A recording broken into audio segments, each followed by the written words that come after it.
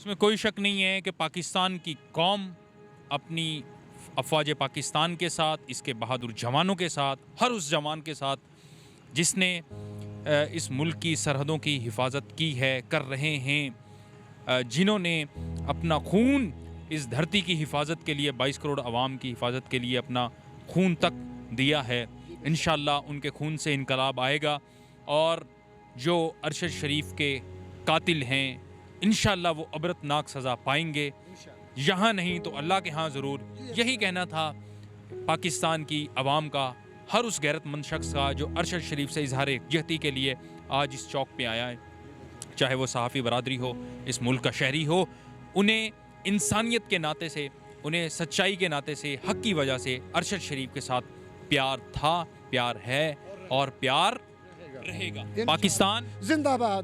ارشد شریف پائندہ باد. پائندہ باد انشاءاللہ. زندہ باد.